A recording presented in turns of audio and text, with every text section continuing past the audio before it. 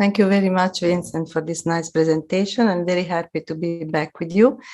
And I hope, as I used to say, to be useful to all of you. I'm very happy to see again, even if I don't really see you, my colleagues in Russia, in Moscow, and the students and everybody. And I think I enjoyed being with you last time for 2 very intense 2 hours of talk and presentation of some of the trauma issues.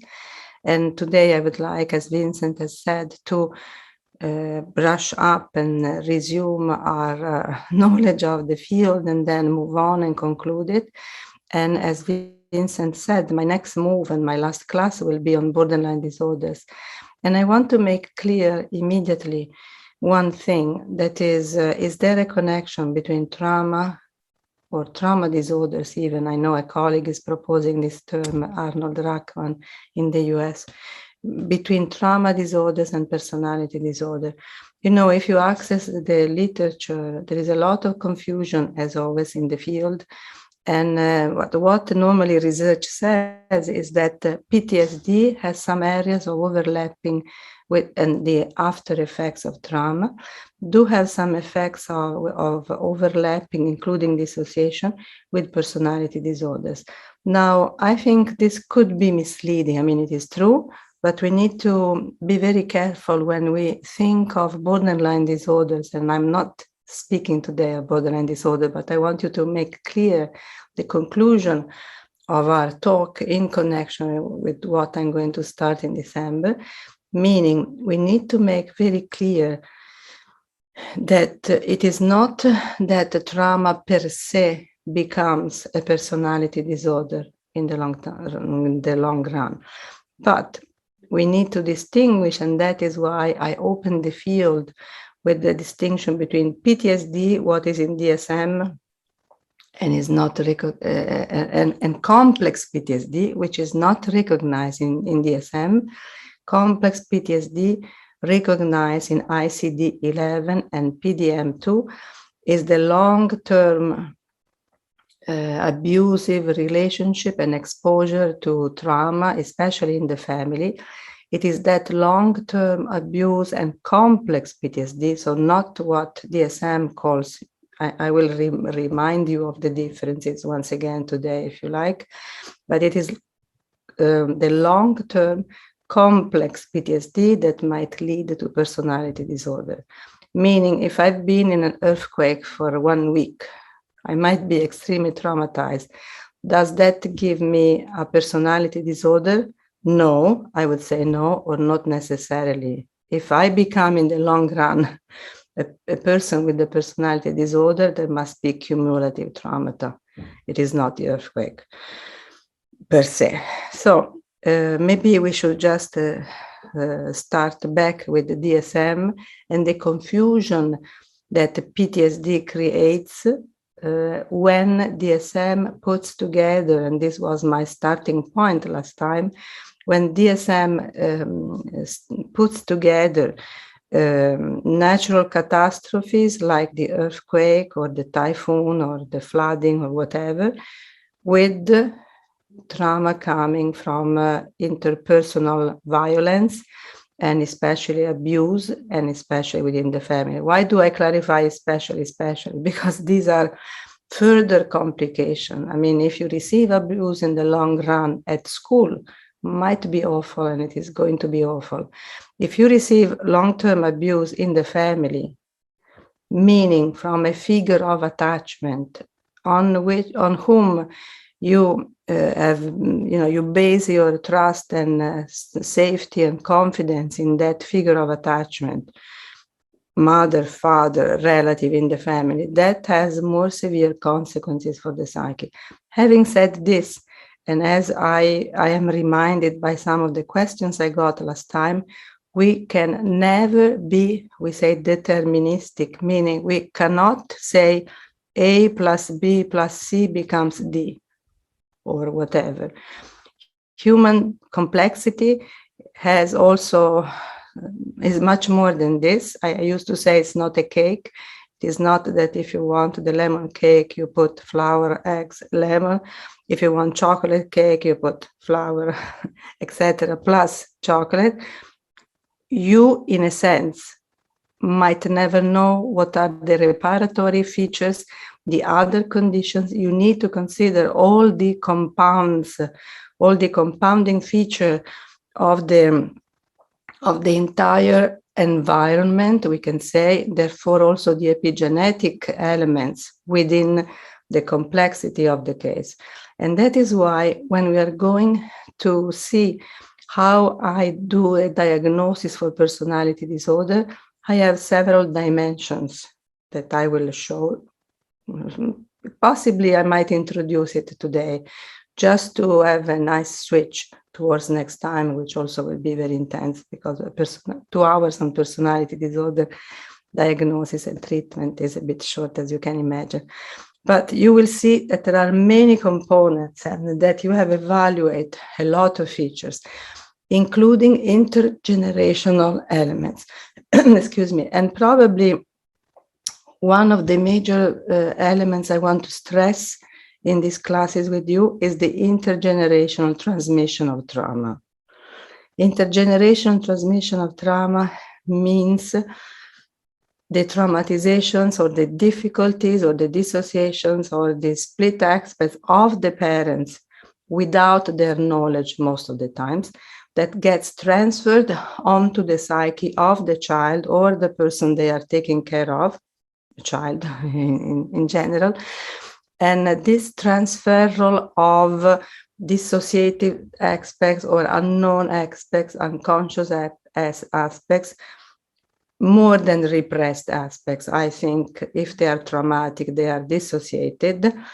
This transferal goes on silently, without nobody feeling those, without a special connection at a conscious level with those. And Alan Shore, California, would say, neuroscientist and psychoanalyst, he would say that the transferal goes on between a caretaker and child through the right hemisphere. The right hemisphere is the hemisphere that, as we said, the hemisphere that develops first. In the first year and a half of the life of each of us, it is dominant, while usually it's the left hemisphere that becomes dominant after the second year of life, which also implies a second figure of attachment. And usually we are accustomed to, families in which there is a father and a mother. In any case, the second element, the second parent, become fundamental exactly for this switch from right to left, and especially for the further development towards a symbolic frame of reference, so that you have 3 terms: the mother, the father, and the child, or 2 parents, 2 caregivers, and a child, or whoever is taking care of the child, meaning the human psyche, in order to become social, needs. Just a quick question. We are recording, just to be safe, if you want to record, of course. I think it goes automatically.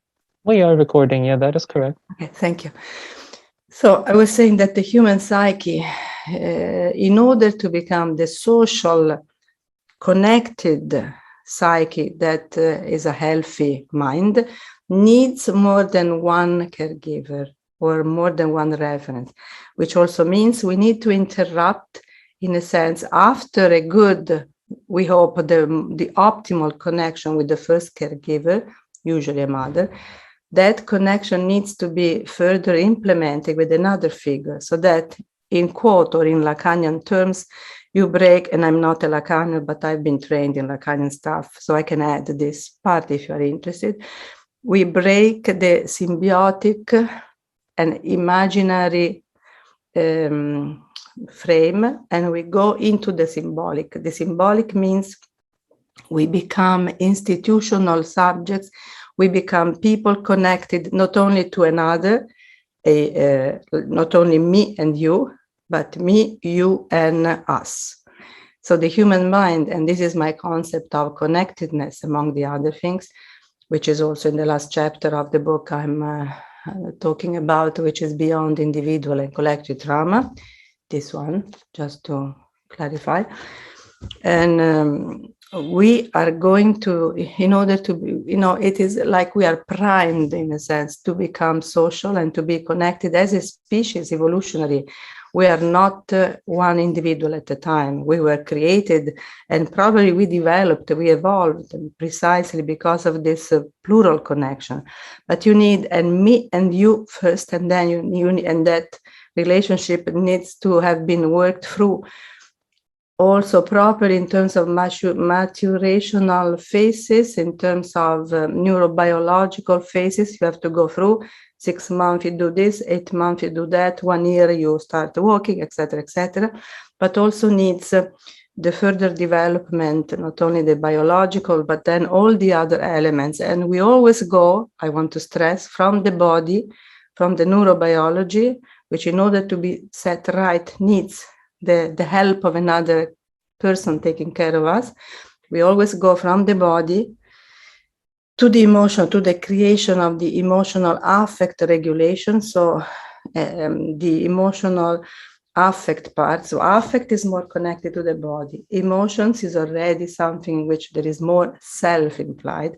And finally, you should arrive in terms of, development even of the higher order faculties and the higher, literally the higher areas of the brain, the frontal areas, which are typical of humans. They're not as evolved in other species. We need to arrive at that final symbolic, spiritual, moral, ethical development. So we go from the body, from neurobiology and affect to the possibility of developing and reading through emotions, and then interpreting what you are going through with the higher order faculties. I'm saying this also because you might remember, you might know Jaak Panksepp, the amazing neuroscientist. I say amazing because he had, the amazing neuroscientist who died a few years ago, and Archaeology of the Mind is one of his last books. And he wrote articles in which he was very concerned about the fact that he could see so many problems, he would say, with frontal areas not good developed in our children. Our children, when I say our children, he was talking mostly about American children, but it's a general tendency, and even in Italy, and I suppose in other places, we have more and more, I don't want to say lack of development, but more difficulties in the development of the symbolic structure, the representational areas, symbolic, creative, aesthetic, spiritual, moral areas that are connected and come into place thanks to the good development of the further steps of our brain. You need to have, as I said, we start with the connection with the body. It's a stem, then the emotional part, the limbic system and the organization of those. There are many areas extremely important. They are all awakened in a sense or implemented by good attachment. The limbic system needs to have good attachment in order, and even cellular growth, in order to be developed in a certain way. So that the further step is the connection between limbic system and from our orbitofrontal and frontal areas. And all that becomes maturation that comes from the body to the emotion, then to cognition. So when you have problems in cognition, as we seem to have in Italy, we have a lot of problems with cognition in children, so that they can't read well, they can't write well, they can't calculate. And dyscalculia is the term, I don't know in English, I guess it's similar. We have problems with those areas of cognition. The remedy is usually cognitive exercise. So you do this and this and this and that. The problem is it comes from a developmental deficit. And the developmental deficit, I want to stress, is not innate.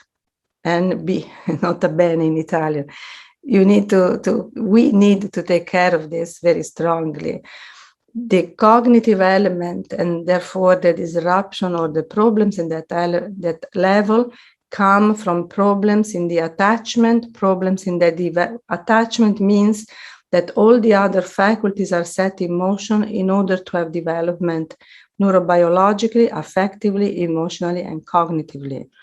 If you want me to rephrase it differently, in order to have, with the Fonagy language, you know, I think I told you I've been trained with Kernberg mostly, but also with Fonagy on personality disorder. His concept of mentalization is similar. We go from the bottom to mentalization, so bodily, emotions, affect, emotion, and then you have mentalization, in order to figure out what the other person is feeling, what the other intentions are, the intentions of the other are, and in order to figure out the other motivation to behavior, desires, expectations, you need to be capable of doing that for yourself, which means you need to be able to mentalize and feel your own mental states, feel and be aware, meaning feeling the emotions and be aware of what you feel. Therefore, the self needs to recognize the emotions as you connect to higher levels of cognition. Mentalization is the last step, is like the cherry on the cake, in a sense, after all the other levels have been completed, have been developed in the best way. Okay, so I think this what I'm saying now, what I've said right now, should be, in my mind at least, and I hope it works, a link towards the problem of personality disorders, because if you want to state it with Fonagy, they are people who cannot mentalize. So certain steps in development, in attachment, in affect regulation have gone wrong. And so when we say borderline, people needs to arrive at a place in which they can better mentalize. Behind that, there is a huge development that evidently they have not been able to do that and complete that in the first 2-3 years of life. At that point, you know, the first 2 years of life, we already said, are the basis of a lot of evolution and development that are going to become fundamental. So to just clarify what I'm saying further, I don't want you to think that if you get into an earthquake, if you get into a typhoon, if you are shocked for a car accident, which might be a traumatic experience for you, and very often it is for each of us, I don't want you to think that that kind of trauma gives personality disorder. No, please delete this if you have that in mind. What I'm saying, I see, and Gabbard, Gunderson, Paris, a lot of people, major clinicians see this connection. Otto Kernberg, my master, do not. We will speak about that, and I might have mentioned that already. But I don't want you to think that that kind of traumatic effect given by a natural catastrophe or an isolated event of an accidental cause, like a car accident or something, might be traumatic. They are not the basis for personality disorder. In order for a personality disorder to start, you need long-term complex PTSD, not PTSD in the sense described by DSM. DSM puts together both relational trauma, when they speak in DSM about a child exposed to violence, even witnessing violence, which is interpersonal violence. So it is what I would call man-made trauma or human agency trauma. But then they also go on with other kinds of traumatizations, like the natural catastrophe. We stated as the very first thing in our class last time what I take from Giovanni Liotti, a cognitivist, but an enlightened being, I would say, on attachment and personality disorder.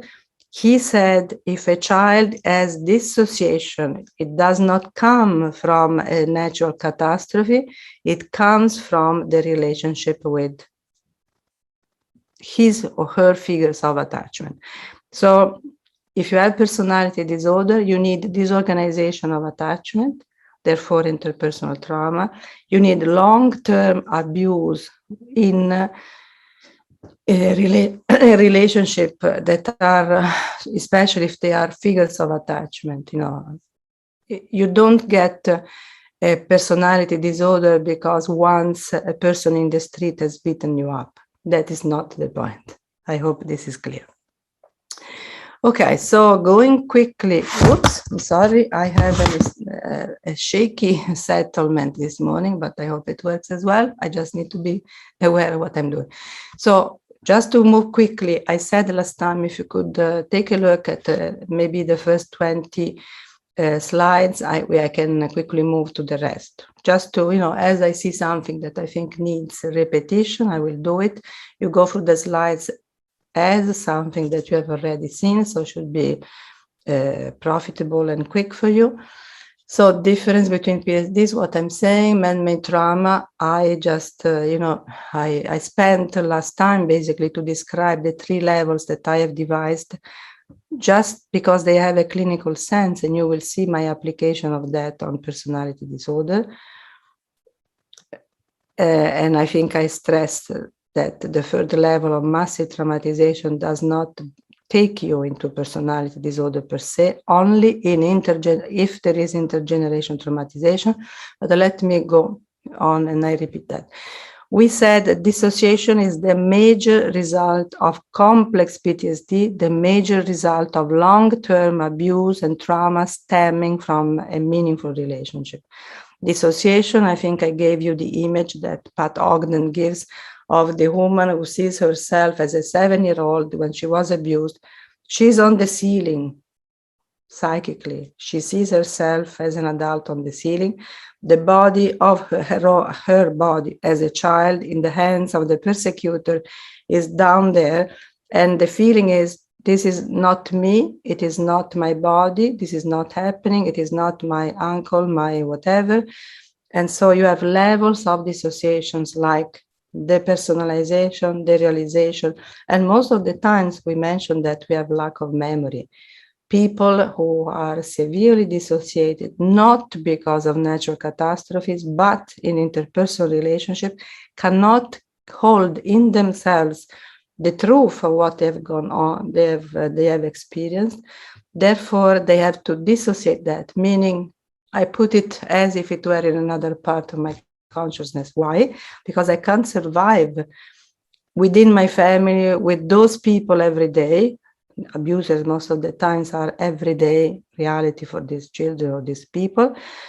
I can't live every day with this reality. Therefore, I split it. I push it away. And in other moments, though, I remember I become that person.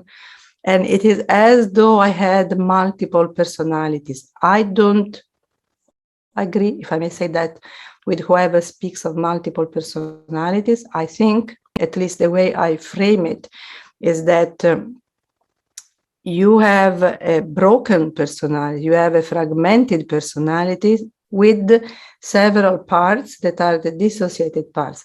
If somebody wants to say that that is multiple personalities, fine with me. I see that the integrity of the person has been destroyed by the fragmentation of multiple traumatization. And therefore there are splits, fragments in personality. Okay. We said that PTSD is only, complex PTSD is only in PDM-2, Linjardi McWilliams, the PDM, the psychodynamic manual that came out a few years ago. And now they say they are revising it. They've asked me to revise certain things. Or in ICD-11. This is the chart, or if you want, the little map, the levels that I devised in order to recognize differences. Having said that there are differences between trauma of human agency, meaning interpersonal violence, continued interpersonal abuse and violence, and natural catastrophes. Having said this, because only abuse and interpersonal trauma creates dissociation in the child or in the human being. Having said that, I therefore needed to revise what we think, also for clinical reasons, are those three levels of trauma of human agency. The first is a lack of connection between the parent and the child, so that the needs of the child are not met, and there remains affect dysregulation, imbalance, ups and downs, incapacity to soothe oneself, and also the inconsistence of the object. If we want to phrase this in psychoanalytic terms, think of the the good object.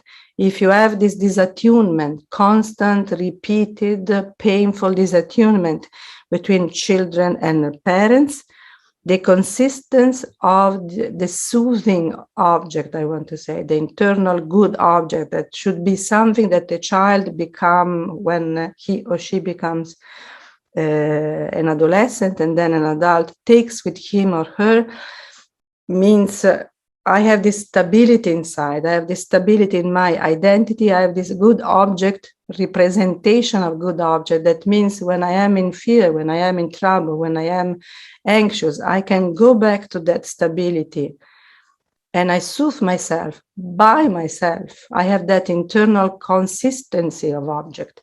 That is good attachment. That is the result of good attachment. You would not have good object internalized if you don't have good attachment. Think of the child at 3 in a nursery. If he or she is starting to have this stability of object, he can start figuring out that mom will be missing for a little bit, but then at some point the door reopens and she comes back. A child who has already this organization of attachment is not stabilizing that representation of the good mother inside. Melanie Klein would say he or she has the split breast. So one moment the mother is good, one moment the mother is bad, cannot integrate and internalize. Good attachment, and this is not Melanie Klein words, of course, good attachment means that you can internalize an integral unity of an integral good figure of somebody inside soothing yourself.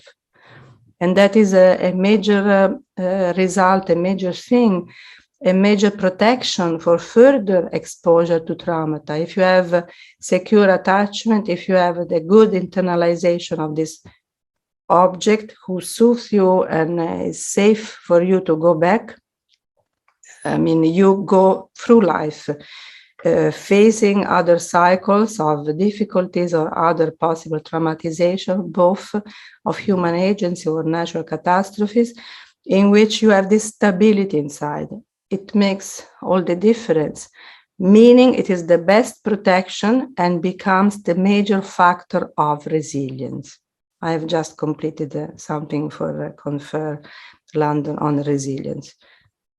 Resilience comes mostly from good attachment. Is it innate? Is it an innate resource?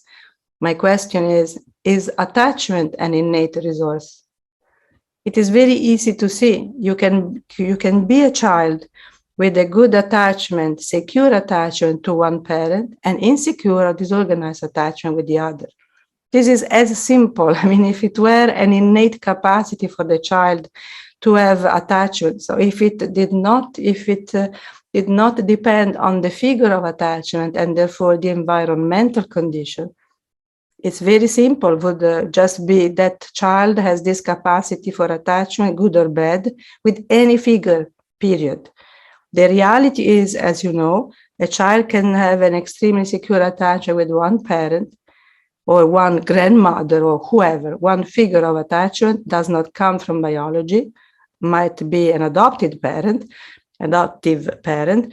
but on the other side, this same child has insecure or disorganized attachment with the other parent or another figure, meaning attachment is not created out of innate conditions.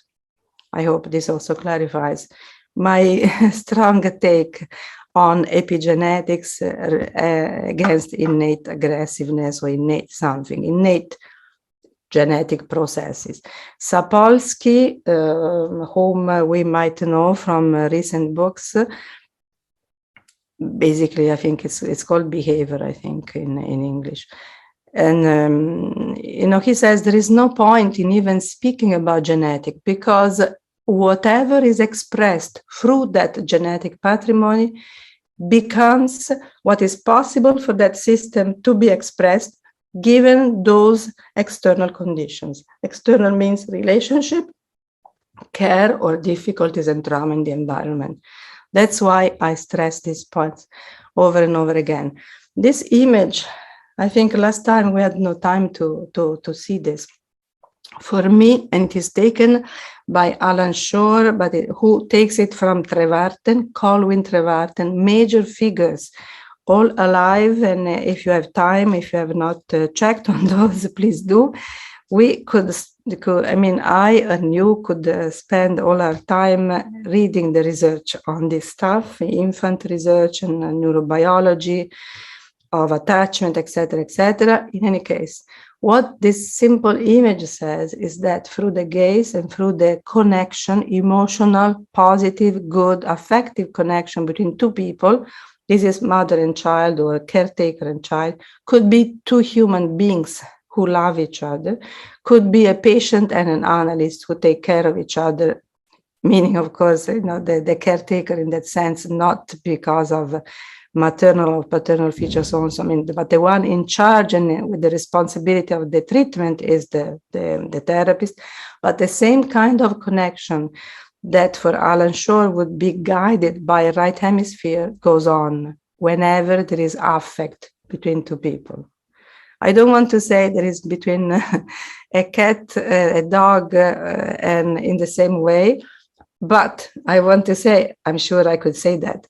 But I want to quote Fonagy when he says that oxytocin, which is the major hormone of any relationship, is certainly present between a dog and a human being, in both beings, the dog so it is just the hormonal production of the connection. Does the hormones come first, or do the connections come first? They come together. We are biology and relationship. A mother who is ready to give birth is flooded with vasopressin and oxytocin, etc., so that the muscles are released, the openings needs to be open, etc., etc. But we are extraordinary creatures in the sense that we are always all connected in the levels of the body, the emotions, the mind, and how we feel and how we see. The last level is interpretation of what we have felt and we have experienced. We are all connected, but there is a biology that makes us sensitive to what's going on. Think of all the receptors and the sensors in the senses, and then the reception of those in areas of the brain, especially limbic system, and then there is the appreciation of those emotions, qualifying them as bad or good, and then if we have further development, there is the recognition of controlling impulses and deferral of negative emotions and impulsivity, and capacity to organize and capacity to plan that comes from the further levels of our evolution and our development. So in this simple slide, you can see that you have, the last one is dopamine, released in prefrontal cortex. Dopamine, it's this opioid in which, if I can do a lot of things to create dopamine. I could be in myself. I could be an intense workaholic. I create dopamine. I'm like an addicted to, if I work, dopamine is created within the brain, and this PANCSEP again is very influential with all the 7 motivational areas, but many other people, you could read PANCSEP, you could read Cosolina, you could read Shore. Dopamine comes as the hormone produced by the activity of the reward system. Whatever gives pleasure and satisfaction and a sense of accomplishment to you, you get a flood or a good flood of dopamine. if you don't get that, you miss dopamine. Well, you might need drugs, you might need other things that reconnect to the right level of dopamine. A lot of medication are based on dopamine, which means the brain is not capable of producing that by itself and by the right activities. All the other things, acetylcholine, ACTH, and CRF are all the hormonal productions of the good activation. Finally, in other terms, we would have also serotonin, we would have oxytocin, we would have all those positive feelings of connection that comes from a good relationship. A lot of people have written also on the importance of touch. I would not recommend touch in therapy. Would have to be dealt with extreme. No, I'm saying this also with the awareness that there is now EMDR, and I think I told you last time I was just coming from this last training. That is an application. Normally in psychodynamic and psychoanalysis, we don't touch patients.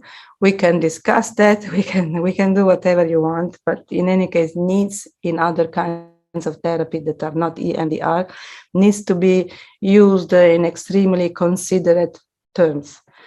Having said that, between mother and child, there is a lot of, or any kind of meaningful affective relationship.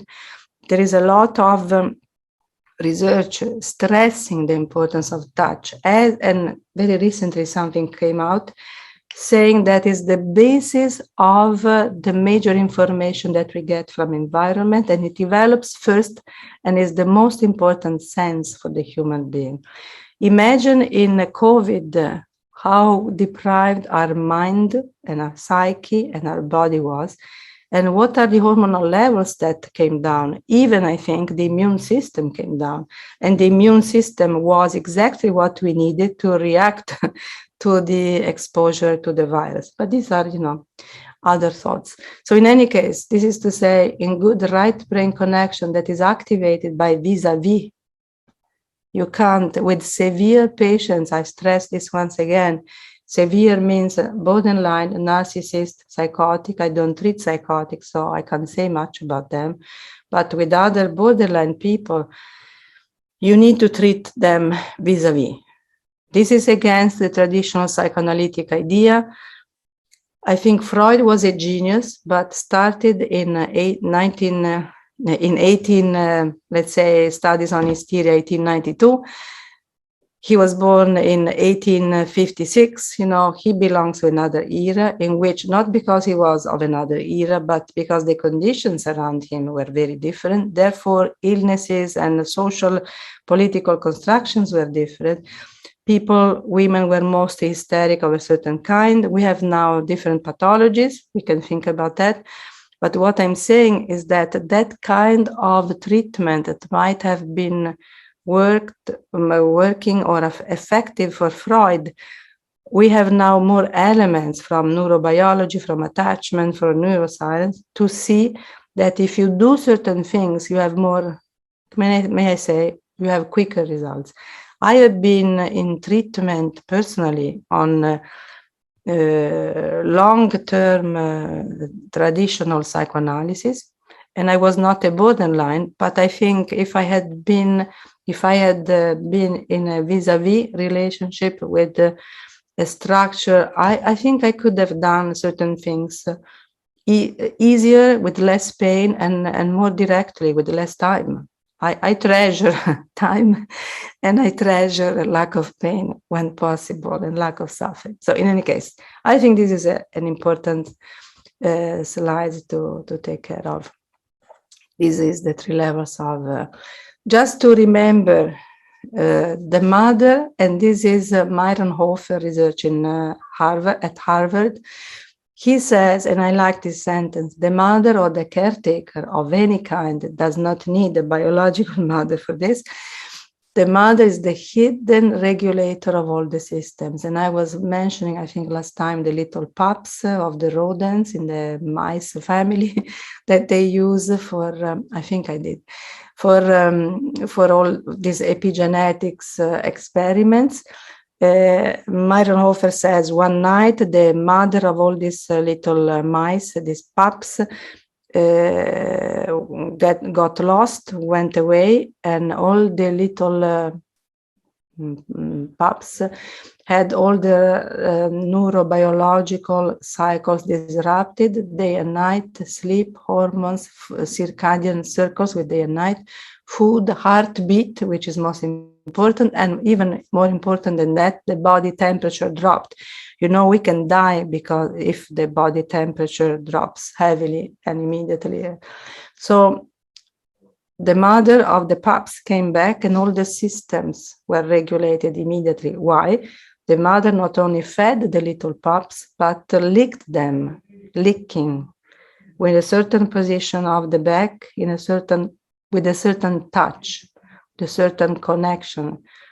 We are not pups of this kind, and this has been also stressed. You know, you can question all these things endlessly. And I have in mind a paper, excellent work by Judy Cassidy, C-A-S-S-I-D-Y, Maryland University. She presented this at the New York good attachment conference at the New School in 2015. She basically was saying that when you lack secure attachment, which she sees it as a lack of secure base. They don't want to speak as much about trauma, but they want to speak about lack of secure base. She basically said that the point is that we are not pups with only neurobiology, but thanks to neurobiology, we can create, given our resources as human beings, mental representations of those experiences. This is the basic of our talk. You need a certain neurobiology to be affected and implemented, the previous slides, in order for our brain to grow enough to develop the symbolic, mental, higher order capacities that are typical of the human mind, including the cognitive, the interpretation, and the deferral of impulses, capacity to organize and procrastinate in the right sense, etc., etc. So we are like those pups when we miss the mother feeding us and licking us, but we also, thanks to that neurobiology, as human beings, we can develop the higher order faculties, and we need to become symbolic creatures capable of control, interpretation, planification. When that does not happen, so you have all kinds of cognitive problems and lack of capacity to, not only lack of capacity to mentalize, but to use structure symbolically, which I see more and more in, I have to say, in our students.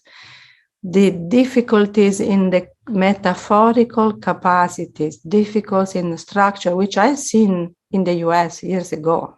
I'm sorry to say, I mean, it's a global feature. Our young adults have less and less, I can't generalize, but in general, if I have to, have less capacity to mentalize, but has less capacity to construct symbolic representations. Human life is mostly symbolic representation. Otherwise, you have, and I'm thinking of certain papers on the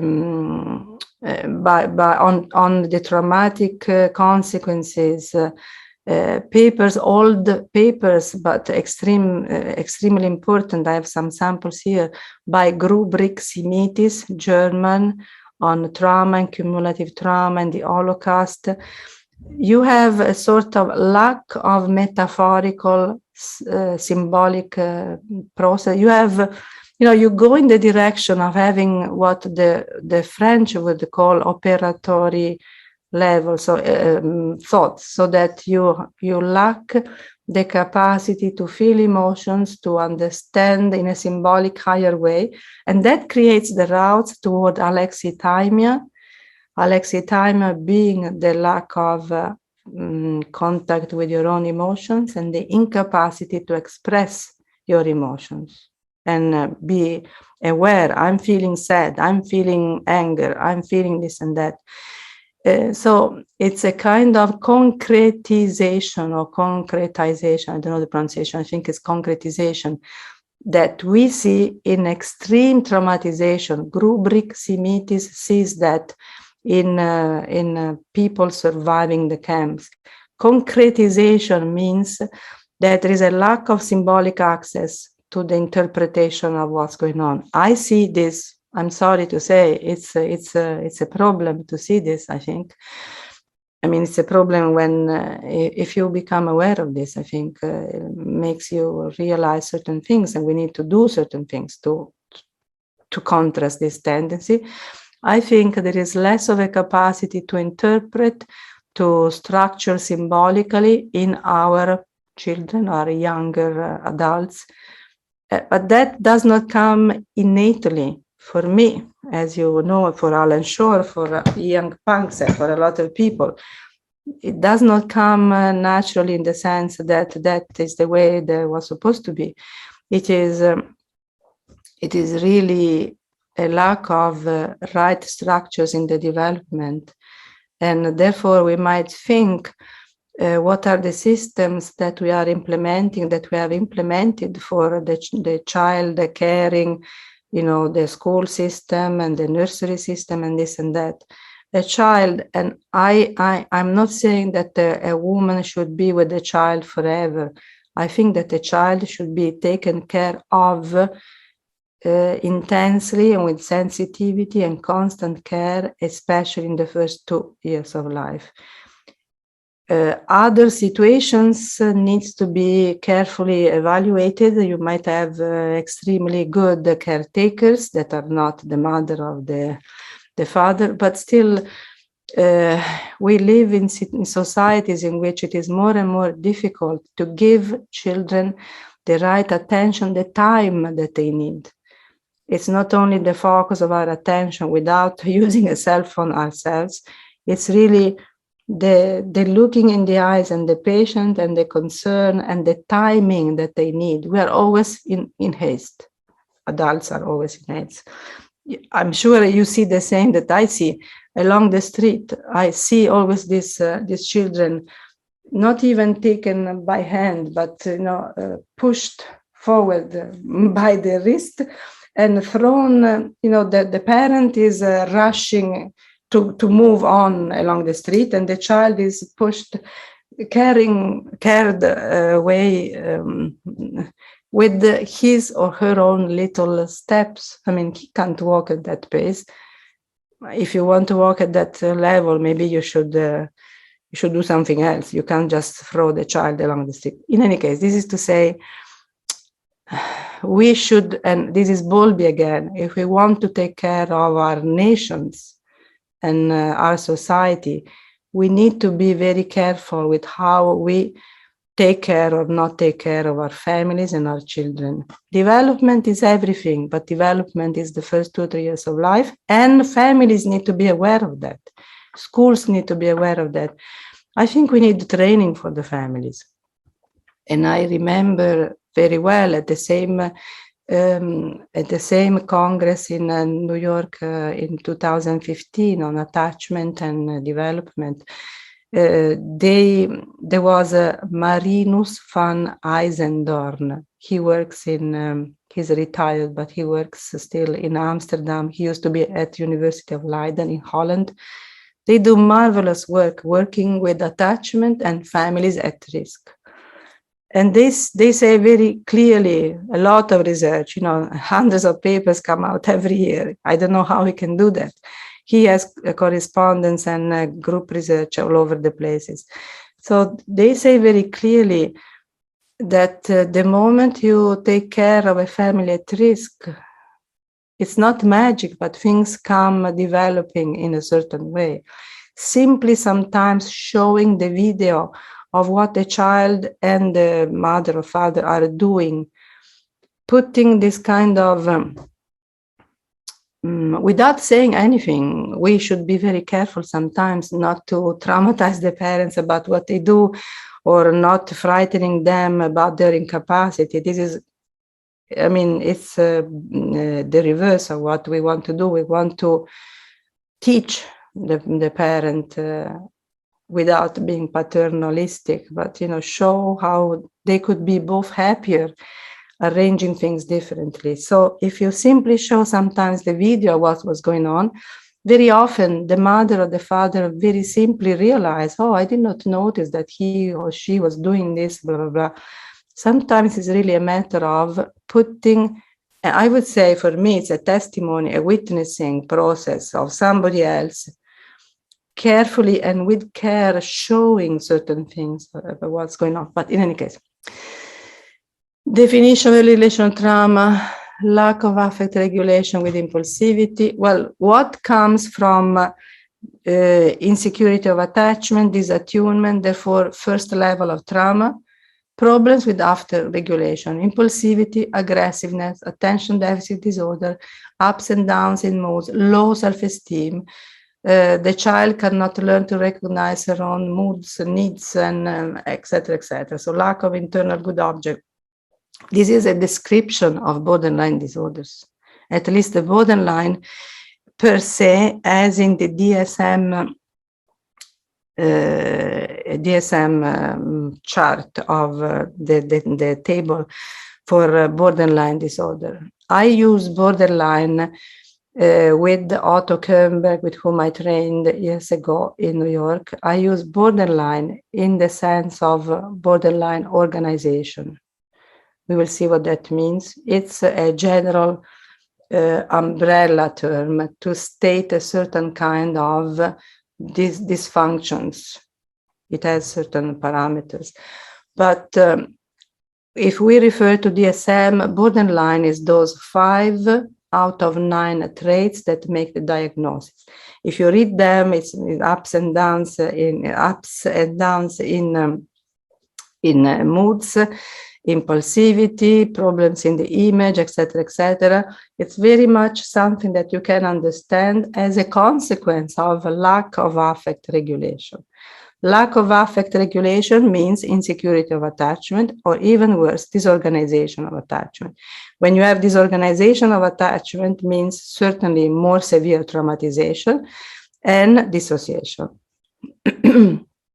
And we said that I needed, as I told you, to differentiate the first level, which is early relational trauma, lack of synchronization, Alan Shore research. I needed, for me, I think for clinical works makes more sense if we say affect dysregulation can be that and comes from insecurity of attachment. Disorganization and dissociation are created by something else, not only by a depressed mother. We said first level, there could be a depressed mother, a mother who cannot be in tune, okay? But that mother might not be an abuser. So what is the difference when you have a mother who is an abuser? And what is the child feeling in himself or herself? What is the child receiving?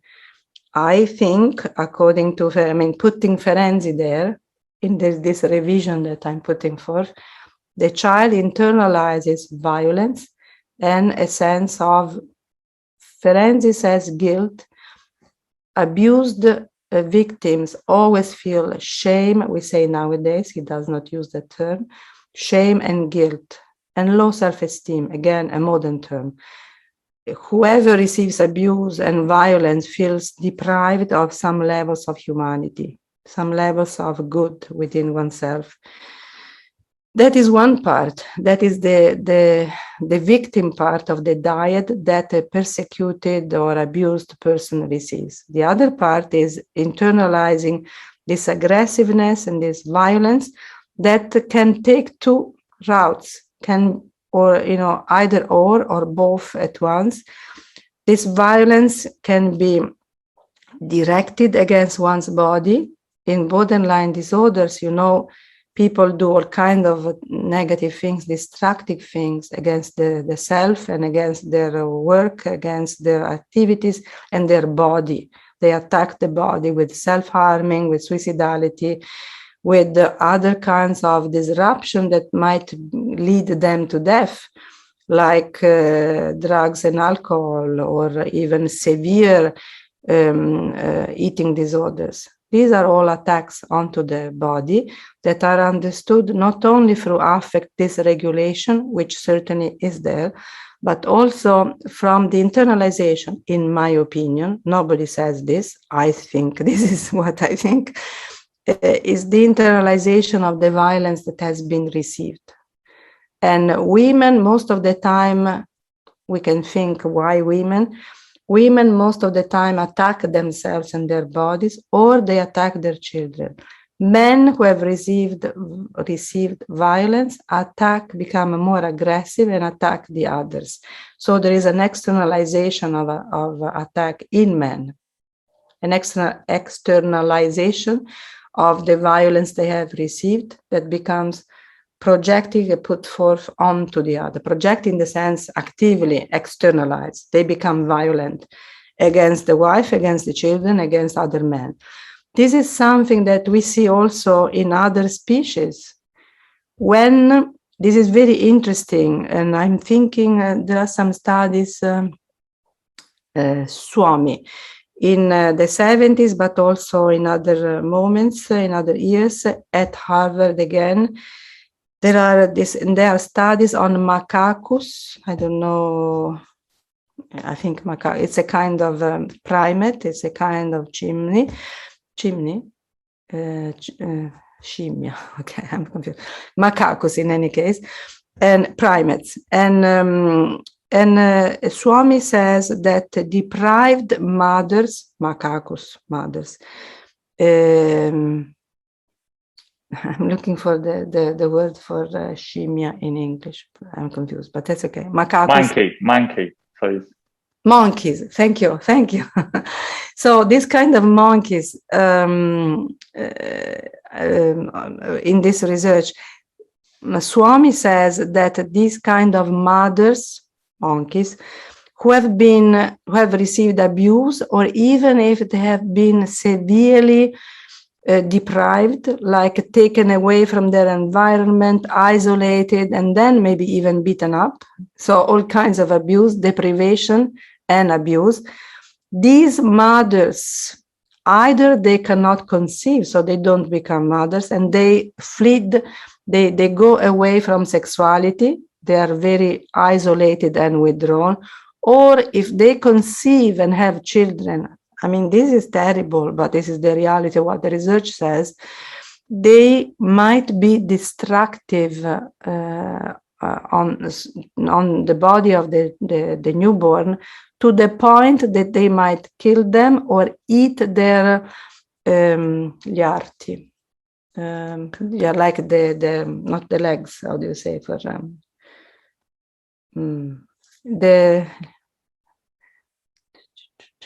how do you say instead of legs for an animal? I'm sorry, the term escapes me. They eat up on the newborn, okay? This is terrible, I think. And so this is for the female monkey. The male monkey who has received deprivation and abuse becomes aggressive, dangerous, and violent towards the other monkeys. Now, within the human race, it is interesting that you have the same kind of features, and mostly violence is revolved against oneself, one's body, or one's children, if there is a woman, if in the case of women. And while men become more violent towards the other and more aggressive as human beings. Felicity de Zulueta in London writes a very interesting book on this kind of issues, on trauma. And she says, I mean, reading other stuff, we can agree on that basically at that point is not, again, a biological feature that creates the difference between genders, but it is the cultural determination that wants all the cultural habits and ideas and creation of structures that wants women more submissive and patient and, not being very aggressive culturally.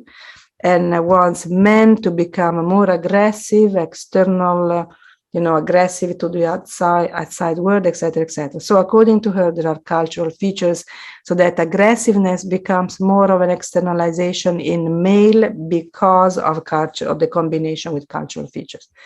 In any case, what I wanted to say, you need to distinguish between a level in which there is no violence in the treatment of the child, with affect dysregulation, maybe mood disorder, but there is no identification with the aggressor and not the victim persecutor diet, which is typical of personality disorder, I would say. And this is what I was saying. This is the slide of between victim and persecutor that I derive in part from Ferenczi. I, of course, add on this the levels of intergenerational transmission. When you say that, just to make this clearer, when you say that a child has internalized the violence that he or she has received, we are already talking of intergenerational transmission, meaning the violence of the father or of the mother has become something that has been received in the chain, has gone through the child and the next generation. So you have a cycle of intergenerational transmission, which is very evident and very obvious. No child would become violent by his own features or her own features. He is not born violent. If you see a child, I was discussing this with students a few days ago at university, if a child is 7 and is killing a cat, do you think that child was born with the idea that cats need to be killed? Or there is something that he is internalizing, that he is putting forth and externalizing? I mean, he has viewed violence, he has received violence, not only witnessed violence, probably has been beaten up, and he has internalized this, if I may say so, this kernel of evil that he needs to repeat. Otherwise, I don't think a human being would kill anything. So think all the elements of violence we externalize as societies and as collectivities. We need an enemy, we need to fight against the enemy, we need to project the persecution onto the other group, and therefore we need to attack the other group, and we need to do the in-group, the out-group, what we are, and we need to rehearse basic emotions that are fear and anger. Amygdala basic emotions, when they are negative emotions, are fear. I'm afraid. I have something to fight outside. I have an enemy. If I don't have an enemy, I prefer to create an enemy so that I can attack the enemy. And I am aggressive. I need to defend myself. I need to project that the evil is outside and I need to fight against it. All these features, and I don't want to touch on contemporary times too much because it's always a matter of debate, but COVID has created in us a lot of internalization of this persecution that we see from outside. We can't even see the virus, but it affects us. No matter what we think, we might deny that it is killing, but of course it is killing, and this and that. So what I want you to take with you, among the other things, but certainly I want you not to think that if you are in a third level of trauma, which means massive traumatization like genocides, ex-Yugoslavia persecution. I have a student in class that comes from Serbia, in Bergamo, Holocaust survivors, etc., etc. I don't want you to think that these people develop personality disorders because they were in war.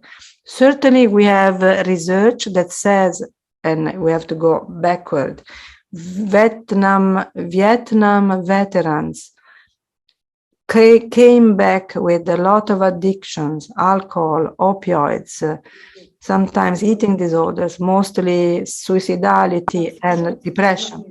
Нет, это развитие. I was saying Vietnam veterans came back with a lot of disorders, and not only PTSD, as DSM would say, but a lot of consequences in terms of behavior, in terms of symptoms. They would withdraw, they would not want to do anything, they would be depressed, they would have all kinds of suicidal ideas, or they would be very aggressive and violent. This is the behavior and the symptoms. On the level of neuroscience, we have research, as I think I said last time, showing that severely traumatized people, long-term traumatization, reduce the hippocampus, the part devolved to memory and declarative memory, narrational memory, episodic memory. So that I can say November the 15th, I've done this last year, okay? That is based on hippocampus within the limbic system. These people, research shows, had reduced hippocampus, which means at the left side, I don't know why the left, the research does not comment on that, reduced hippocampus, which means cellular death, which means long-term traumatization, severe abuse, or violence might impact even the neurobiology in the sense of the body, because the brain is body when all is said and done. The brain is also mind and psyche, and we are lucky for that. But it works neurobiologically. It works through hormones, cortisol, dopamine, right? So if we say that the veterans from the Vietnam War have reduced hippocampus on the left hemisphere, it means that trauma has impacted their brain. Can we say that they have come back with personality disorder? I would not want to say that. What I want, and also let me complete the sentence, it was the same research proved, and that is why in DSM-3, third, they came out with PTSD as a diagnostic category in the 1980s.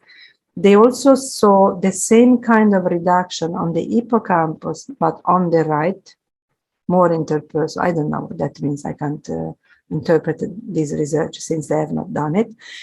They have seen that abused women, depressed women, in these cases in the research, have reduced hippocampus, which also means for us lower capacity to remember. This is to say there are signs even on the brain of some effects of trauma. But do we want to say that Vietnam veterans or abused women have developed personality disorder? I would want to be careful about that.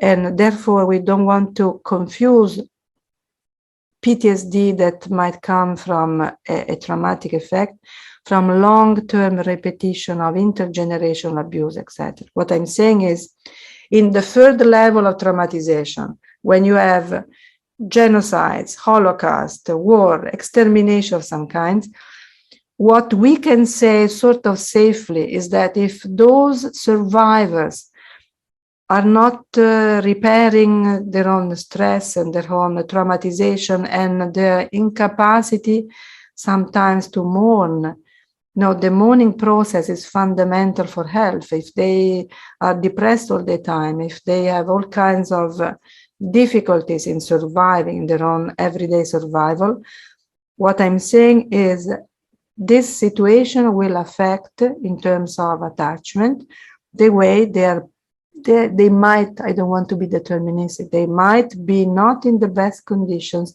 to create the security of attachment in their children. We have all kinds of evidence for this. If I am a depressed mother, if I am a terrified mother, if I am a refugee mother coming from extermination, I've lost all my people, I'm rushing, I have no food, and I come from devastation, am I capable of giving the security that the child needs? Hope, trust, security, safety. I'm not labeling the parents as bad parents in this. I'm saying that they might be in traumatic situations given the war conditions or extermination, etc. Therefore, in the second and third generation, there might be something missing. They might be, the parents might be in dissociated moments so that they can take care of those their own children in certain moments. And Shore says that lack of recognition of their states might in time pile up, becoming dissociated areas for the child as well. We said last time that a child can be dissociated also not only because he or she has received abuse in the long run, long-term painful relationship, abusive relationship, but also because the mother might have had evidently dissociated areas in her mind. A dissociated mother, to synthesize, might not abuse in the sense of beating up, but is absent mentally in some areas of her mind because of her own traumatization. And this is certainly what might happen, does not happen. I want to be careful with that. Might happen with the parents who have gone through terrible, I think this is easy to accept, I think. So why am I stressing so much this level of, we said today also, I hope it is fine if we just move on, and I don't know if we feel the need to stop at some point, we can certainly do that, but I would like to conclude, maybe see if there are questions, and so I need to continue a bit, if you don't mind. Why do I put so much stress on what I call connectedness? It is not only the fact, as I said today, that you need a caregiver, you need another term in order to have a social symbolic mind for which human beings are primed and created. We are not primed to be isolated creatures. We are primed to be in relation with others. And that is probably why we evolved.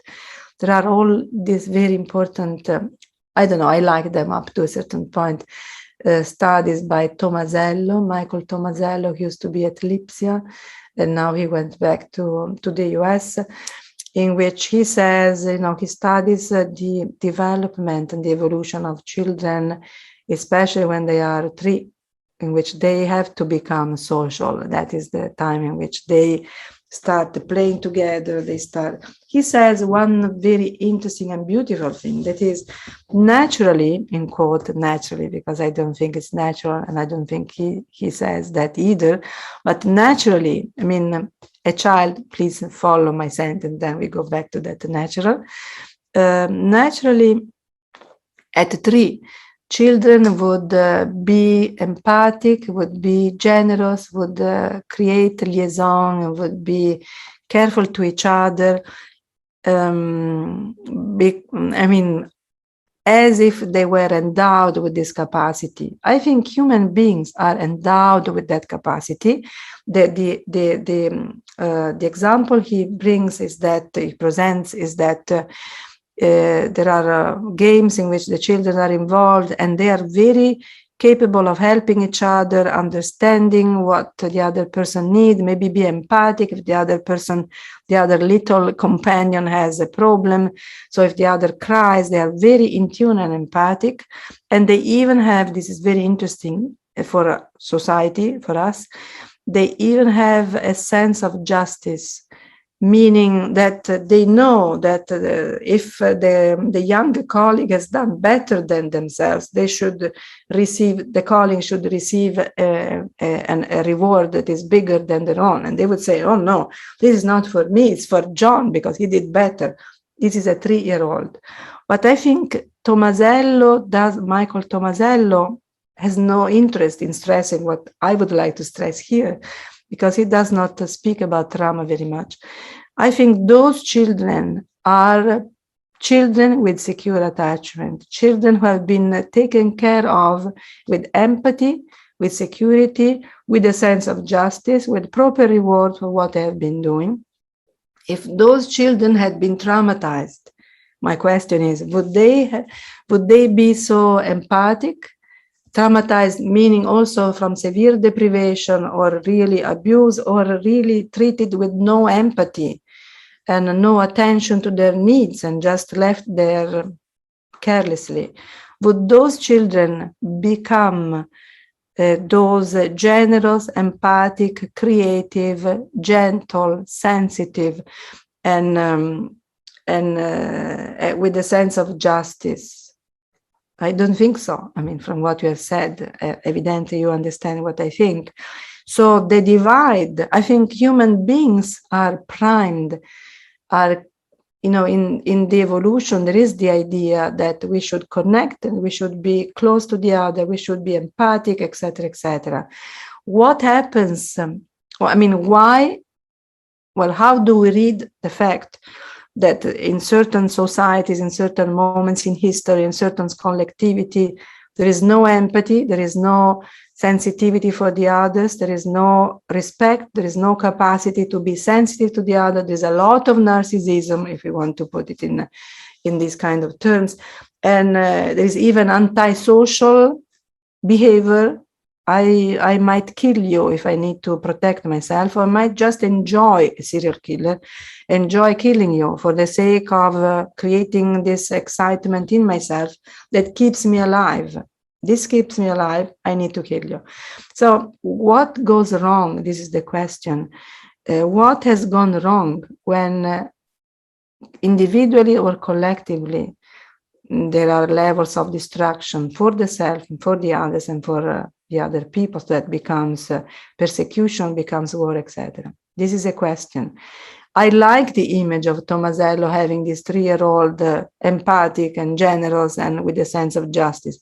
It's a beautiful result. These are as human beings should be. This is as children. It's not an idealized picture. This is the reality. You certainly see a lot of well taken care of children.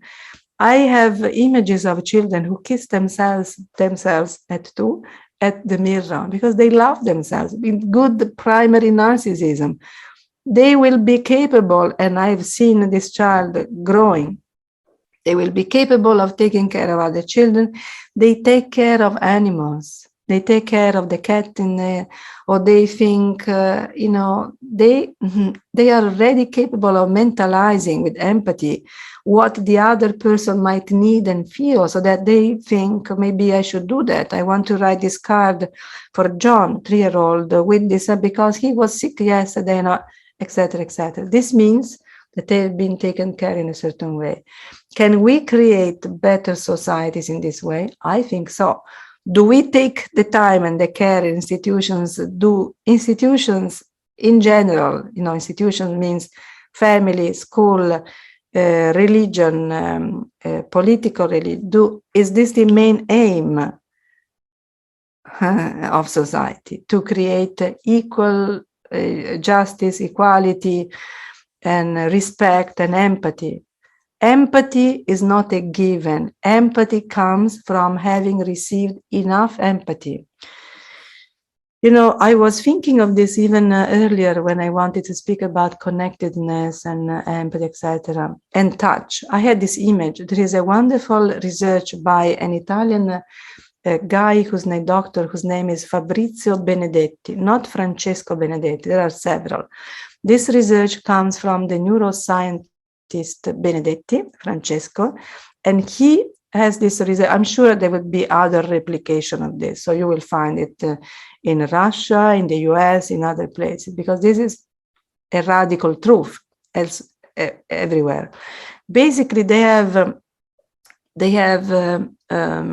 research, they have experiments in which somebody is undergoing physical pain. Let's say a wife or somebody, a woman or somebody. And next to her, they put the companion. Let's think also when one gives birth. I guess this would be the easiest example. They hold hands. They see two things which are extremely important and interesting. They see that the same areas of pain are activated in the companion, not feeling pain, not being exposed to pain, but the same areas are activated if there is a connection, an emotional connection with the companion suffering. This is the basic stuff of connection, touch, and empathy. First thing. Second thing, you can also say that this is the second, and the first one is what I'm going to say, maybe more important. The level of pain is subsided, is less. The feeling, the perception of pain is less when this person feeling physically pain or receiving pain in some ways from surgery, from whatever, holds hands and has a companion next to her or him. So I think this for me is empathy, is connectedness, is the way the mind works in connection.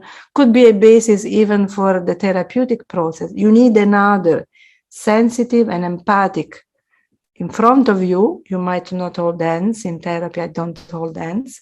There are techniques who do that. I don't. You do what you think is right according to the technique that you follow. But I think what I'm saying is that the deep connection that you could have even through the gaze and your non-verbal attitude expresses a lot, not only in therapy, could be on the train, I mean, could be in any individual exchange.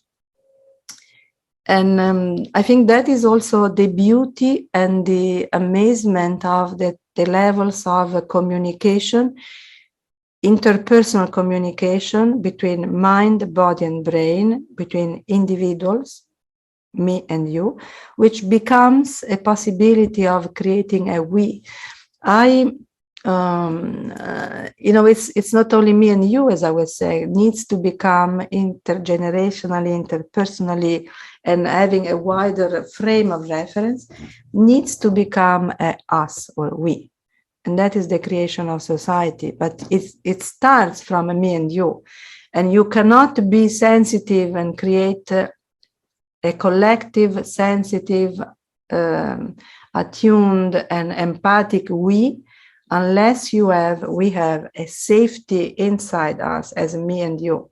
That is why, again, the first years of life are fundamental for a creation of a capacity to be empathic, a capacity to be together in institutions even differently, while on the contrary, we see a lot of disruption.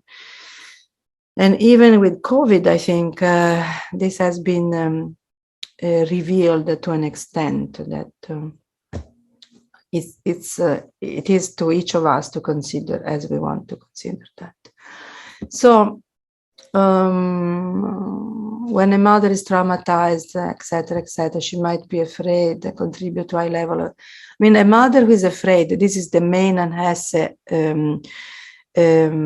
article, I'm sure I mentioned it last time, 1990. When a mother is afraid, the mother works as a frightening feature for the child.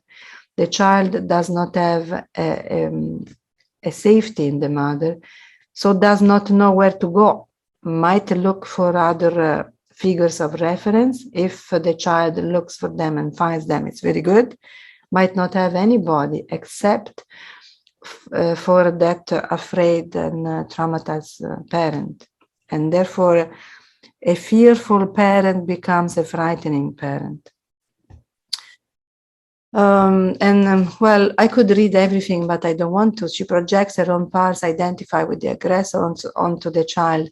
There are, I read this from the papers of, from the Holocaust, in which people say, or patients say, that their parents would look at them saying things like, you are like a Nazi, you are terrible, you are evil, you are doing this to me because, so they are projecting this aggressiveness. Can a child be like a Nazi, or can a child be intentionally mean and evil? Let's think about that. Hormonal transmission, you have Yehuda, you have Cassidy, I think I mentioned that already in the last class. Yehuda, Mount Sinai Hospital, New York, very active. They do a lot of research on second generation. What I'm using this is to say they proved that there is a high level of cortisol in second generation, in the children of survivors, in the children of people who have been exposed to long-term suffering. And also, the levels of cortisol in second generation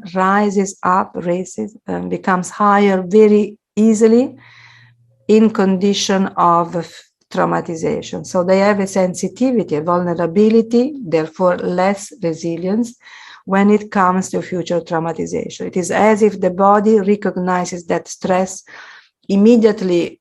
This is also what we call kindling. Immediately reacts, kindling in the brain, immediately reacts to elements of traumatization in the environment as if it were major major triggers. So that the mind of the second generation, the mind, the brain, the system of the second generation child reads elements in reality as more frightening and responds to them neurobiologically in quicker ways. So that high levels of cortisol, higher stress, less resilience. This is what I want to say.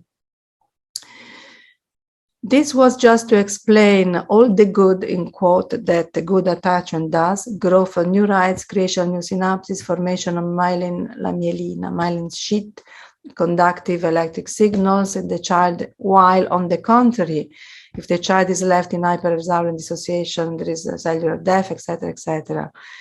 I want to stress the fact that you might, and this is the good news if you want, attachment can be reorganized. Attachment can become what they call in attachment theory, earned security, earned attachment. We might come from this organization of attachment. We can become securely attached because of therapy, because of very good relationship in the long term. But it is possible, again, since it is not an innate quality, you can repair that. This is the good news in the sense that in therapy, that is what we all do. If the therapy works, attachment is repaired, behavior improves. Neurobiologically, they say creation of new synapses. Is this magical? No, it comes from experience. That is why when Carlene Lyons-Root and the other people of the group Change, Boston Group for Transformation, when they describe what happens when the therapy works, what kind of transformation we want to implement, it's certainly implicitly. Implicitly means, we said last time, that we have that incorporated in our internal working models, Bowlby. Internal working models are a matrix of relations that we read now that neurobiologically and neuroscientifically, they are incorporated with images of self and other that correspond. I mean, if I feel safety, I'm a safety self. I have incorporated that with an image of another who treated me nicely, treated me with safety and empathy, etc. You just don't have a self without a corresponding image of another. This is very evident in borderline disorders, and you go quickly to the epigenetic and you go quickly to the etiopathogenesis of that. If you have an image of yourself that is a disgusting self, an abused self, well, I can also use this. I mean, I don't deserve anything. I'm filthy. I self-loathe. I am disgusting. Where does that image come from? Is that person born with that image? I question. Is that person born with that image? Is that an innate image? Or do we have to reconstruct the moments, the faces, the years in which that image of self has been created evidently in connection with another who has been absent, missing, in need of something, so that that person, that the parent even exploited the child for his own or her own emotional needs or abused the child, etc., etc. To a correspondent image of the self, you always have implicitly another image of the other. Is this only representation? It is representation in symbolic creatures like us, but it is also created by experience. Experience means material conditions. Material conditions means not only food and air, means relations, right? So when Carlene Lyons-Root of Boston, Harvard, they say that we need to work implicitly and the transformation is implicit, means that it goes to To rephrase it in neuroscience, to the amygdala, limbic levels, creates a better object, to rephrase it in symbolic psychoanalytic terms. And in terms of affect regulation, it means that the aspects of this regulation have been regulated in the treatment through the experience of the constant dialogue and interaction working through between the two of them. This is implicit in which ways? Let's remind us of that. Implicit means with the base in the amygdala, if you're thinking in terms of neuroscience, it means that it is an unconscious, not conscious ideas of yourself. Implicit is the new, it's like advertisement. Implicit is the new way of looking at the unconscious, the way we can rephrase the idea of the unconscious. For Freud, it was the repressed unconscious. For us, it is an implicit self, something we have inscribed biologically, relationally acquired through experience, and that we are not conscious of that, but still guides our daily experiences, our relationship, and it is what we bring in therapy. If I've had disorganization of attachment, extremely abusive relationship, can I trust immediately the therapist? Why should I? I have no clue for that. I have nothing in the system that says you can be yourself, open yourself, express yourself to this stranger there. Why should I do that? Even with people who took care of me, I had to protect myself. I had the patient yesterday in this chair, sitting in this chair saying, for years, I had to say, everything is fine, everything is fine, everything is fine. She would, to the parents. She had a terribly, I'm sorry for this. I mean, each of us has problems. Terrible father, alcoholic, all kinds of problems. A mother who was weak, depressed. They separated almost immediately, so the child grew up with the mother. Could this child say to the parents anything about herself? No. So she would come to therapy for a long time when I would ask, oh, good morning, how are you today? Oh, everything's fine. After 10 minutes, she would cry, because if she could go underneath in her implicit self, she would find the devastation of mood, of past, of present, of things that she could not regulate in the present, problems with food, problems with alcohol, everything. But the first level was, everything's fine. Oh, how are you today? Good.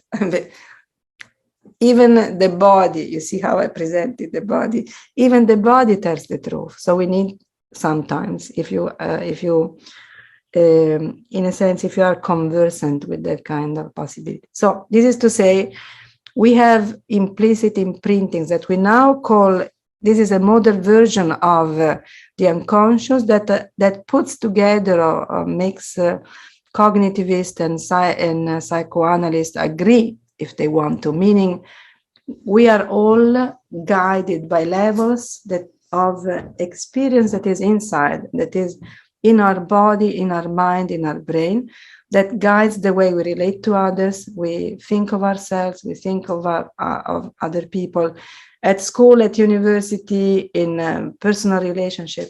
Are we aware of that consciously? Most of the times, no. Are we aware why we fall in love with somebody and we hate somebody else as soon as we meet them? We don't know. Is this a proof that there is something, evidence that there is something implicit that we have that are reworking? Probably.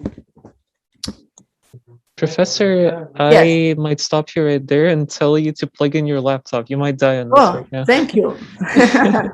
It's all good. I appreciate that immensely. What is your name again? I'm sorry. I'm Catherine. I'm the moderator. Okay. Thank you very much, Catherine. I really appreciate that. I'm sorry. I mean, not sorry. I mean, I'm sorry I don't pay attention to everything. And that was very useful because I would have lost you. Thank you, Catherine. Okay. Now, I think we have 15 minutes. I wonder, well, let's see if I have one or two things. This is, did we speak about ACE experience, ACE, adverse childhood experiences last time. Maybe I should say one thing about that, but I also want to see if there are questions, because we have 15 minutes and I want to cater to your own request as well. Let me see. You know, there is one thing I probably need to read beside the ACE thing. That is, I want you to show in second and third generation. This is something that I mentioned, group proximities, cumulative trauma, but I want to arrive at this just very quickly. Dory Laub, I mentioned him probably last time. He was, he died a few years ago, was a psychiatrist, psychoanalyst working connected to the University of Yale in New Haven, US. And he had been internalized as a child in a labor camp in Romania when he was between 3 and 5 with his mother and his grandmother. The father was taken away, never came back. And he has written, if you can access his writings in English, they are not in a book except for a book that he wrote with Shoshana Feldman, Testimony. But you know, what he did is mostly in papers. And I wish he had had the time or the mind to put them together. I asked him several times. And I also wanted to put together his articles and translate them for the Italian audience. I could not find a publisher for them, meaning that I would do it for free. I would translate his work for free. Apparently, 10, 15 years ago, there was not a market for that. Maybe nowadays there is, so I might propose that again. Sorry for the parenthesis, but this is to say, he is somebody who embodied in himself the reality of dissociation, out of a labor camp by the Nazi. It was not an extermination camp, but it was a labor camp by the Nazi.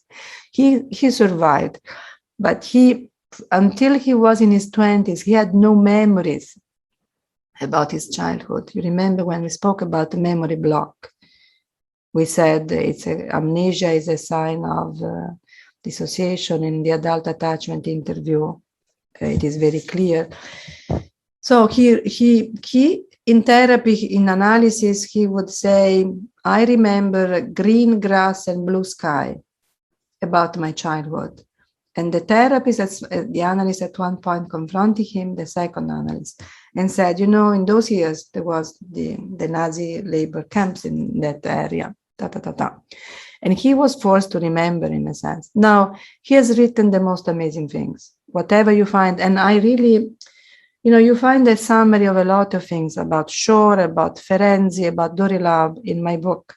I'm not advertising my book only because it's my book. I get 80%. So don't worry, I'm not getting rich for that. I'm saying this because if you want to read excerpts from Dory Laub in English or in Italian, if you prefer, there is a translation in Italian that I've done in the book, Trauma e Perdono.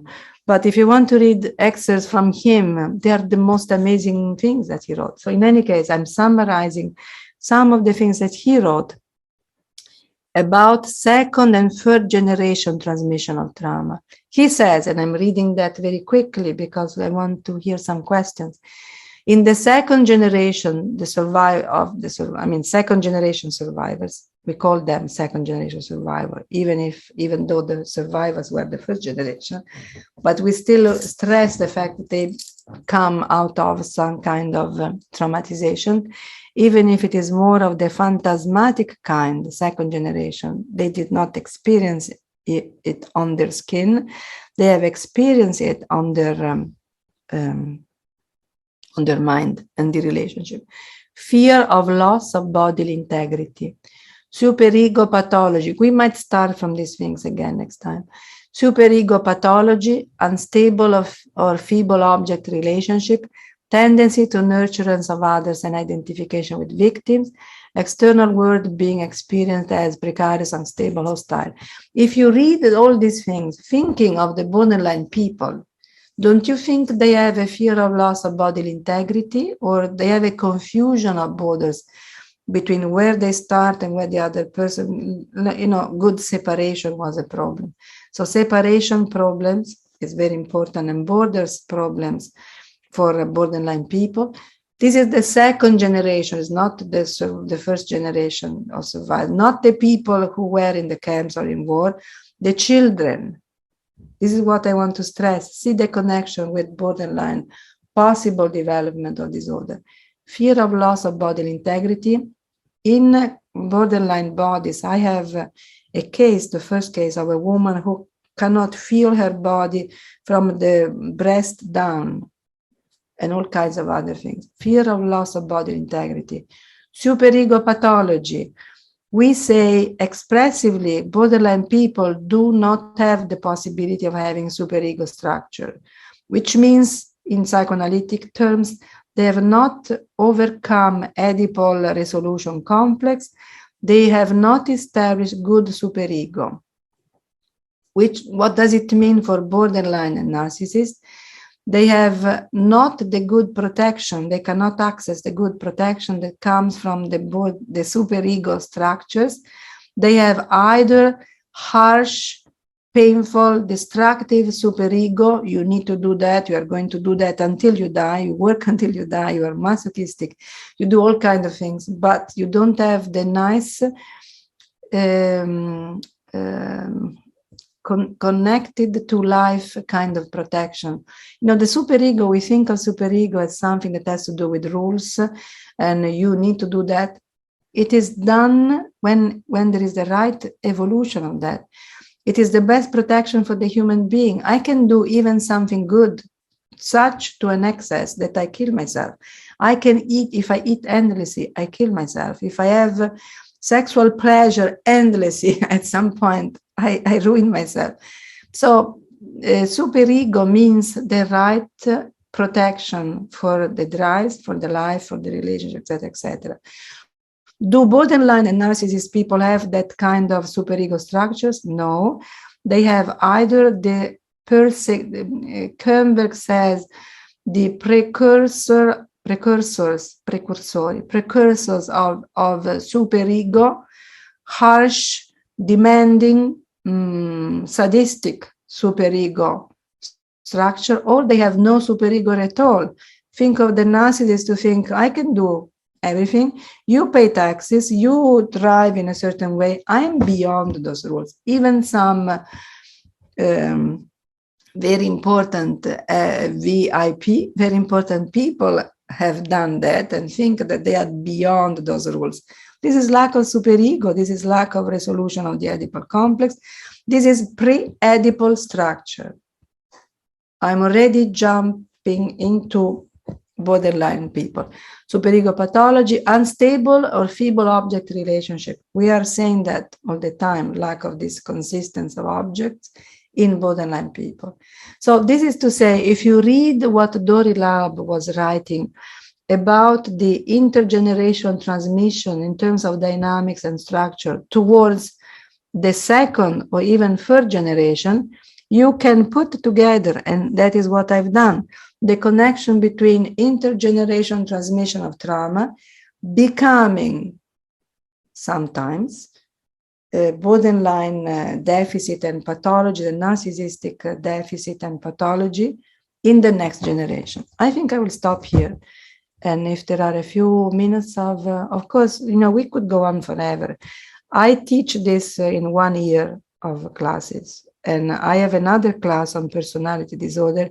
I could stay here for years. So you can see we could, but I want to hear some of your questions, you have them. Otherwise, I start again for the last few minutes.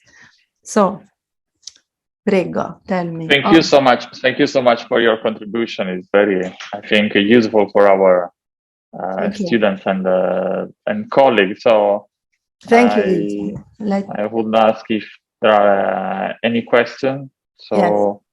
Thank you. Olga, I see a raised hand.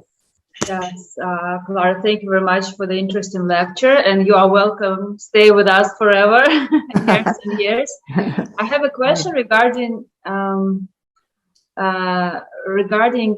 you told us about, like, if two people are together, one is suffering from the pain Yes. Another is like feeling the same, and I mean not feeling the same, but The same areas brain- in the brain are Right. highlighted.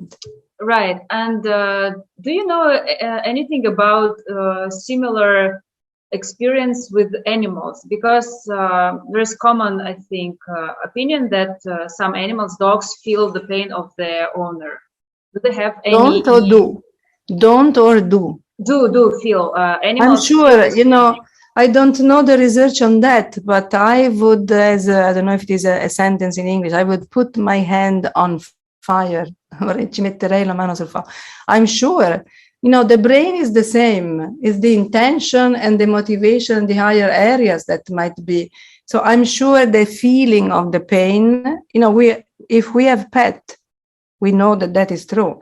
Even without words, I would say it is even multiplicated. It's even bigger.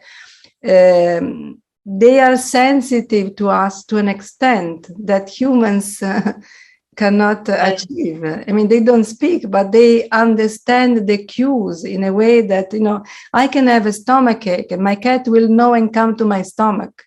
Mm-hmm. What do you think of that? I mean, so I think that is very, but I, you know, I wish I could read all the interesting research that is in the world, but I'm sure that you will find that, you know, if we are interested in proving that. But empathy, you know, empathy follows the same routes. It is only the levels of further interpretation and talk that we, and speech that we construct in a certain way as humans.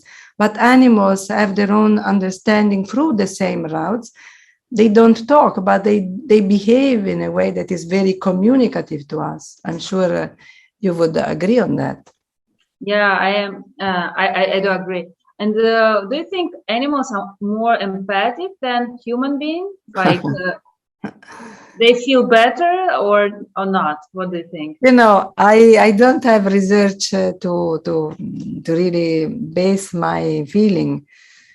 I think there are, you know, my tendency would be that they are extreme. Well, then we need to speak about primates. You need to speak certain animals that have a certain development. But surely, you know, they have this level of sensitivity.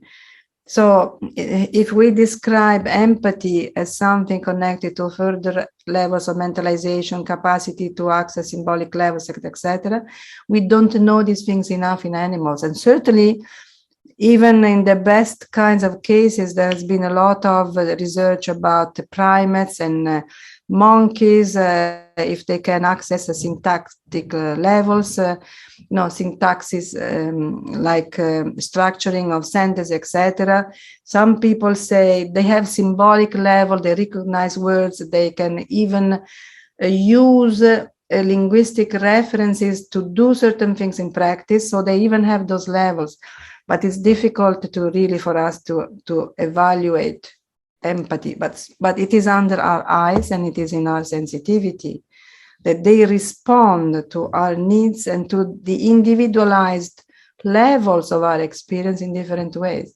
And they certainly have cues that we don't have. They hear noises. I think of my cats. I'm sure you can have the same with the dogs or other pets in your house. They feel noises that you are not aware of. When I drive into the gate, you know, I know that they are there for kilometers. How can they hear that? I have no clue.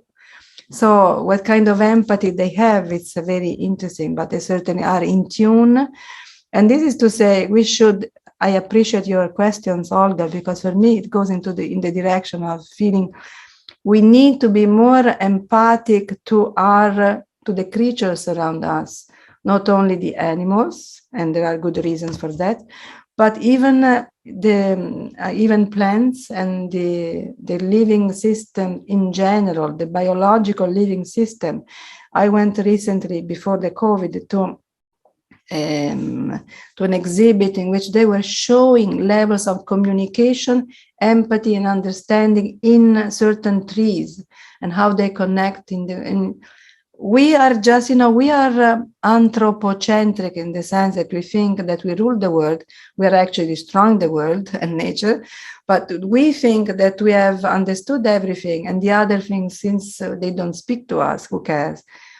We have more and more evidence of an intricate, mysterious level of communication in other levels of living beings. By living beings, I mean animal, plants, and other living creatures. I mean, this would be just if we were humble enough, and if we studied more, we were humble enough, we would understand more. We are very, I have to say, as a species, we are so presumptuous and so ignorant, sorry to say, that we are and careless, so lack of sensitivity, that we don't care what we are doing. So the levels of CO2 is rising, and we have to fight global warming, reducing it up to 1.5. Who cares? It can be 2.5. We will be destroyed at some point. I don't want to be. No, it's not that we are catastrophic. If we follow what's going on, we see connections. I think everything is about connections, and we should just be the interpreters of those connections, the readers, if we knew enough and if we had the sensitivity for that. Okay, I could be a preacher of that. I'm sorry, I should not do that. Thank you very much, Clara. Yeah, thank you. Anything from students? I wish I could see you. How can I see you? What can I see? What can I do? Or in the chat. Oh, hi, hello. Good to see you. In the chat, I see 17 as a number. Are there questions, or are there just talks? Well, there is a question in chat. It's pretty long. I can read it for you. Please, yes. Or can I access from the chat? Yeah, you can by pressing the chat icon down below. But is it in English or in? It is in English. Oh, okay. You can read it. Yes, it's in English. Hello, repression began. Is that the question? Yeah, that is it. Good, thank you. Repression began in August 2010 after the presidential election in Belarus. People are tortured in prison to this day. Many fled the country. There's no family left in Belarus with no injury acquaintance. Can we talk about collective trauma in this situation? How would you start to work in this situation? Present time distraction has political reasons, have things that are said and not said. Obviously, this is traumatic situations. What do we do? Yesterday in class, I had this woman from Serbia, and she was speaking about, the conflict in the 90s and the war and the rape of women between Serbia and Bosnia. And she was saying, nowadays, they are saying that nothing happened, that was not something that happened that hit the people. So and now they are, for a long time, they were denying that. So society, because of mass movements and political reasons, goes through years and maybe decades of extermination and then denial of what was done, negation of what was done, and then it becomes an intergenerational chain of denial, of suffering. And how do you work with that? We need to be allowed to do work on that. Individually, there is always room, I think, for some work. Institutionally, there needs to be also the possibility of working through those situations. There needs to be freedom to do that, though. And so times might come that there is more possibility to elaborate certain things, because there are also symbolic structures, political features in which that movements can go on. You see, or be started. You see, in South Africa, there was a tentative to do the reconciliation kind, forgiveness kind of, and that was a process. I have never been there. I've read things that they are doing. I don't know right now what is happening. But this is to say, of course, there has been a lot of trauma, extermination, abuse. Of course, there will be cycles of that. And the consciousness needs to raise. But we need also the political structures to recognize that. And there is a lot of fight for that otherwise. I know this is a very temporary not temporary, but precarious response. But you can imagine all the things that are there. And it also needs time. There are cycles in which the masses need to express certain things and then realize and go on. Okay. Other questions are in, well, I think the time is over, but I think, yes, we are short of time. Is already time. So if there are any questions, we can, for the last, we can just forward and and then take like just few minutes and last appointment that we have in December. So thank you so much for this brilliant contribution and brilliant lecture delivered by you, Professor, and I'm sure that the next time we will have even more student interest, and I hope that in the future, after this, we can continue our cooperation, because I see how you stimulated the interest and how your approach on certain things is stimulating the interest of our Russian audience, our Russian students and colleagues. So thank you one more time, and see you in December. Thank you, Vincent. Thank you, Olga. Thank you, all of you. To the colleagues and the students there, I send my best wishes, and see you in December. Thank you very much. Yeah, likewise. Thank you so much. Thank you to Catherine. Thank you to the translator. Thank you very much. I appreciate. Thank you so much. Take care. Bye-bye. Have a good one. Take care. Thank you. Take care.